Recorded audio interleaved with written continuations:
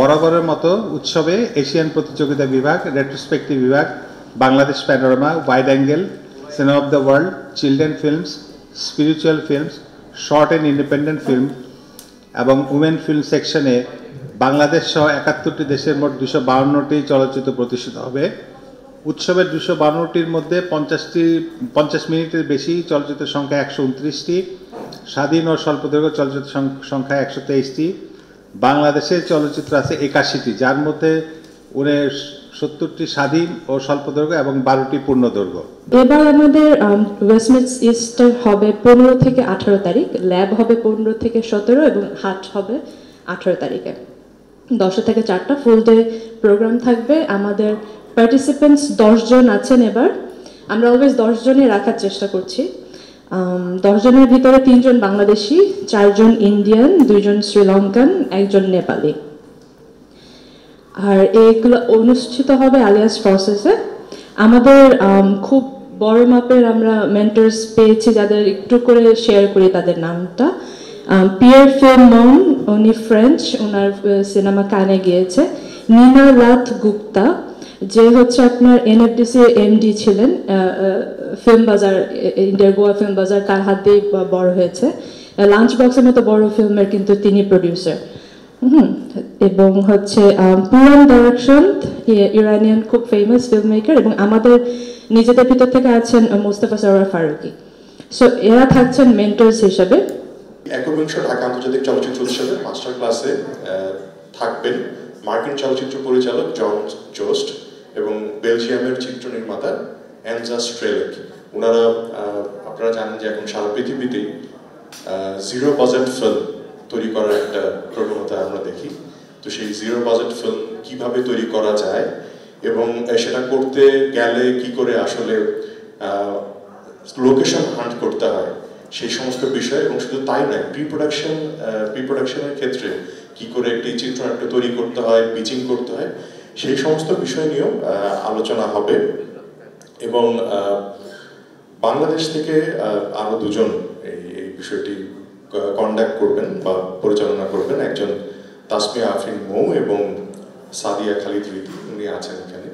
তো এই 4 জনকে নিয়ে আমাদের 21 জানুয়ারি সারাদিনের যে কর্মসূচি অর্থাৎ মাস্টার ক্লাস, সেটা অনুষ্ঠিত হবে। আমি শুধু আরেকটু কথা বলে শেষ করছি, এই যে অনেক রকমের কথা এসছে। ঢাকা আন্তর্জাতিক চলচ্চিত্র উৎসব এটা আন্তর্জাতিক উৎসব, কিন্তু লেখাটা কিন্তু বাংলায় লেখা এবং নিচে ইংরেজিটা লেখা। এটা কিন্তু লক্ষ্য করার মতো বিষয়, কারণ বাংলাদেশে আমরা একটা উৎসব করছি, বাংলাকে কোনোভাবেই অমর্যাদা করে নয়। এই চলচ্চিত্র উৎসব একটা বিশাল উচ্চতায় গেছে, দীর্ঘদিনের একটা ধারাবাহিকতায়, অনেক মানুষের পরিশ্রম এবং আপনাদেরও ভূমিকায়। এবং আজকে এই একবিংশ আয়োজন যেখানে হচ্ছে, আমার মনে হয় যে এই আয়োজনের যে বিস্তারটা আপনারা শুনলেন, এটা আসলে মানুষের কাছে তুলে ধরাটা খুব গুরুত্বপূর্ণ, এবং সেই সেতু বন্ধনটা আপনারাই রচনা করবেন। ফলে আজকে এই চলচ্চিত্র উৎসবের সফলতা সম্পূর্ণভাবে নির্ভর করবে আপনারা এই চ্যালেঞ্জটা কিভাবে আপনারা সার্থক করে তুলতে পারছেন। এবং যেই ধরনের বিশাল আয়োজন এটা হয়েছে, যে 80টার উপরে দেশ, 250-র বেশি চলচ্চিত্র, এটা তো কারো পক্ষে একা এটার কোনো তল পাওয়া সম্ভব নয়। কিন্তু রেইনবোর আমার মনে হয় যে প্রফেশনালিজমের একটা দৃষ্টান্ত হচ্ছে এই ফিল্ম ক্যাটালগ। এটা যেভাবে এটা প্রডিউসড হয়, এটার পেছনে তখন আপনি বুঝতে পারবেন যে বিশাল সাধনা।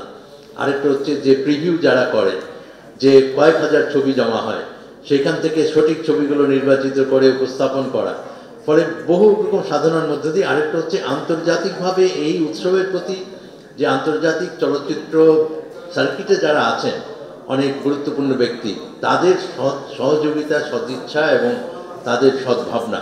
এখানে যারা আসছেন, যারা মাস্টার ক্লাস নিচ্ছেন, যারা অন্যভাবে অংশ নিচ্ছেন, ইস্ট মিস ওয়েস্টে যারা অংশ নিচ্ছেন, তারা সকলেই কিন্তু ভলান্টারিলি এটার সঙ্গে যুক্ত হচ্ছেন এবং এই ফেস্টিভ্যালে নিজেরাই আসছেন। তারা বেশিরভাগ যারা আসছেন এখানে জুরি বোর্ডের সদস্যরা ছাড়া, এবং জুরিও কিন্তু একটা বলা যায় যে একটা স্বেচ্ছামূলক একটা অংশগ্রহণ।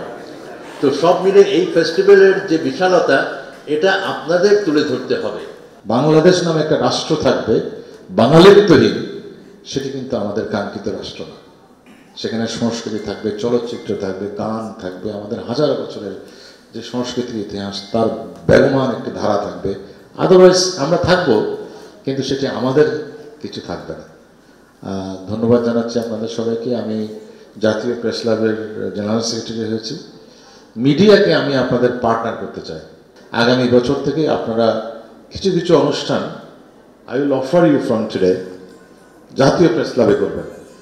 আমরা করতে পারবো, ফিল্ম স্ক্রিনিং করতে প্রেস ক্লাবে কিন্তু আমাদের অনেকগুলো অডিটোরিয়াম আছে, জি, সেমিনার রুম আছে, আমাদের আরো বড় রুম আসছে সামনে। আমাদের একটা বঙ্গবন্ধু মিডিয়া কমপ্লেক্স হচ্ছে, 21 তলা ভবন হচ্ছে। সেই ভবনে অডিটোরিয়াম থাকবে, সেমিনার রুম থাকবে, মডার্ন ফ্যাসিলিটি থাকবে। সেই জায়গাতে আপনাদের আগামী বছর থেকে আমি চাইবো আপনারা free of cost you can do it, you can do it. National press club will be your partner from the next year, since I am the general secretary.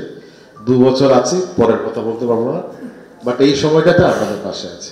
আমরা আশা করি আপনাদের নেতৃত্বে রেইনবো চলচ্চিত্র সংসদের উদ্যোগে এই আয়োজন সফল হবে এবং আমরা ঢাকা ক্লাব দীর্ঘদিন যাবৎ এই উৎসবের সাথে সম্পৃক্ত থাকি, এবারও আছি এবং আমরা সবসময় খুব উৎসাহ বোধ করি এবং আমরা চেষ্টা করব আপনাদের সকল ধরনের সুযোগ সুবিধা এবং অন্যান্য যা প্রয়োজনীয় যা দরকার সেগুলো আমরা আপনাদেরকে সহযোগিতা করব এবং আমি উৎসবের সর্বাঙ্গীন সফলতা কামনা করছি। আপনাদের সকলকে ধন্যবাদ। সংবাদ, ফিচার ও অনুষ্ঠানের জন্য ভিজিট করুন সংবাদ প্রকাশের ওয়েবসাইট এবং যুক্ত থাকুন ফেসবুক পেজ ও ইউটিউব চ্যানেলের সঙ্গে।